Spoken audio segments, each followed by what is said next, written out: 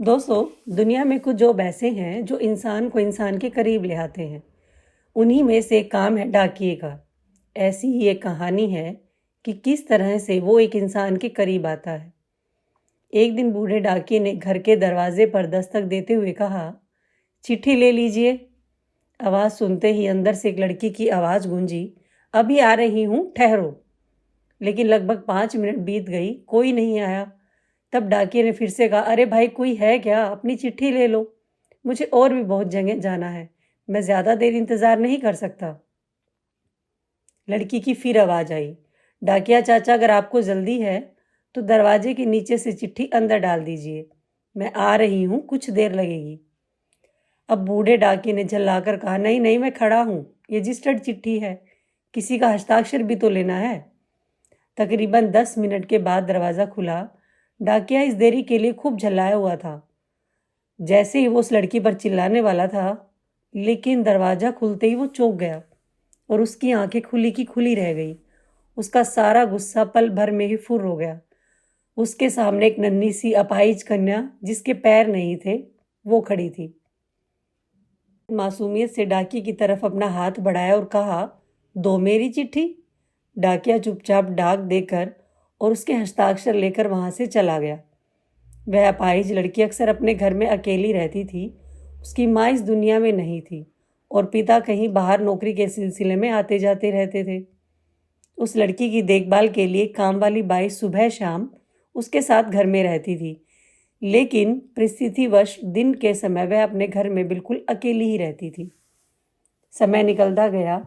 महीने 2 महीने में जब कभी उस लड़की के लिए कोई डाक आती, डाकिया एक आवाज़ देता और जब तक लड़की दरवाज़ा ना खोलती तब तक वह आराम से दरवाजे पर खड़ा रहता था।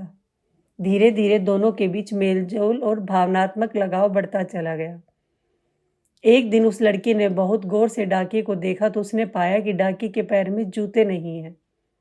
वो हमेशा नंगे पैर ही डाक देने आता था। बरसात का मौसम आया। एक दिन जब डाकिया डाक देकर चला गया, तब उस लड़की ने जहां गीली मिट्टी में डाकिये के पाँव के निशान बने थे, उस पर कागज रखकर उन पाँवों का चित्र उतार लिया। अगले दिन उसने अपने यहाँ काम करने वाली बाई से उस नाप के जूते मंगवाकर घर में रख लिए। दिवाली आने वाली थी। उससे पहले डाकिया ने मोहल्ले के सब लोगों से त्योहार पर बख्शीश चाही, लेकिन छोटी लड़की के बारे में उसने सोचा कि बच्ची से क्या उपहार मांगना, गली में आया हूं तो चलो उससे मिलकर तो जाता ही हूं।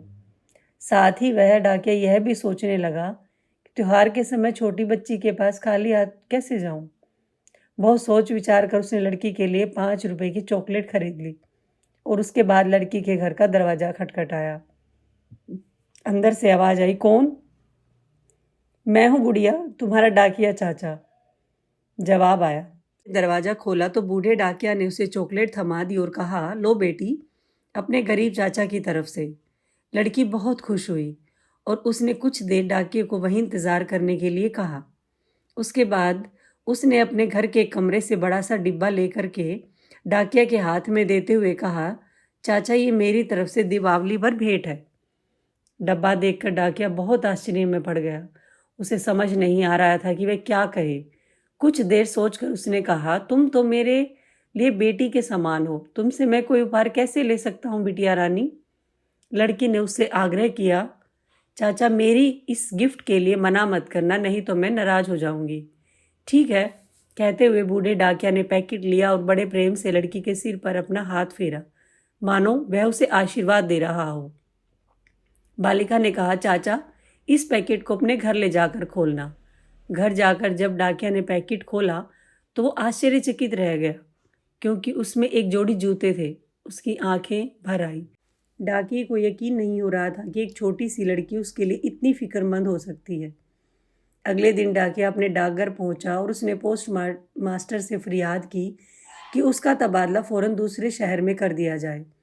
पोस्ट मास्टर ने जब इसका कारण पूछा तो डाकिये ने कहा और वे जूते टेबल पर रखते हुए सारी कहानी बता दी और भीगी आंख से और रूंधे गले से कहा, सर, आज के बाद मैं उस गली में नहीं जा सकूंगा, क्योंकि उस छोटी अपाहिज बच्ची ने मेरे नंगे पाँव को जूते तो दे दिए, पर मैं उसे पाँव कैसे दे पाऊंगा।